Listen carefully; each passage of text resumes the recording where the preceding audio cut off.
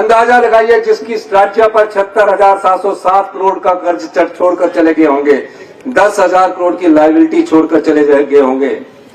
और जिनको जो आरटीजी होती है, आरटीजी सरकार का अधिकार नहीं है, वो हिमाचल की जनता का अधिकार है, हिमाचल की पंचायतों का अधिकार है, हिमाचल के प्रत्येक परिवार का अधिकार है। हर साल हमारे बजट में आरटीजी के माध्यम से 10,000 करोड़ रुपया आता था। 16वें वित्त आयोग ने क्या किया, उस आरटीजी को बंद कर दिया, यानी कि साल का 8 से 10,000 करोड़ रुपया आप लोगों का काट दिया।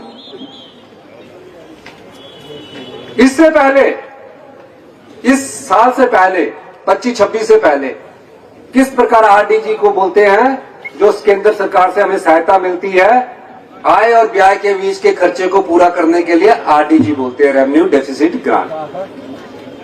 जयराम ठाकुर जी मुख्यमंत्री थे। मैंने पूछा कि जयराम ठाकुर जी के समय आरटीजी कितनी आई? 54,000 करोड़ रुपया जयराम ठाकुर जी को आरटीजी मिली 5 साल में। कब से? 5 साल में, 2017 से लेकर 22 में। और एक जीएसटी बंद हुआ, हमारा टैक्स लगाने की कॉम्पिटेंसी खत्म हो गई, 16,000 करोड़ रुपया जीएसटी का आया, टोटल 70,000 करोड़ रुपया आया।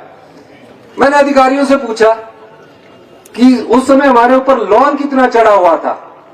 उन्होंने कहा उस समय आप पर लोन 48,000 करोड़ रुपया चढ़ा हुआ था। तो मैंने ये पूछा कि ये 76,000 करोड़ कैसे हो गया? कहते हैं उस समय जयराम ठाकुर जी ने भी लोन उठाया। हमारे पास एक लिमिट होती है, उसमें सभी सरकारों को लोन उठाने की इजाजत भारत सरकार से मिलती है, ऐसे कोई सरकार लोन नहीं उठा सकती। मैंने कहा कि ये 70,000 करोड़ का क्या किया? कहते 70,000 करोड़ रुपए का आप अंदाजा लगाइए, अगर जयराम ठाकुर जी ने वित्तीय अनुशासन रखा होता तो 70,000 करोड़ में से 48,000 करोड़ का लोन उस समय की पिछली सरकार छोड़कर गई थी। 70,000 करोड़ में से अगर उन्होंने 30,000 करोड़ रुपया वापिस कर दिया होता तो सिर्फ हमारे पर लोन 18,000 करोड़ रुपया लगता। उन्होंने क्या किया? उन्होंने बड़ी बड़ी बिल्डिंगें बना दी,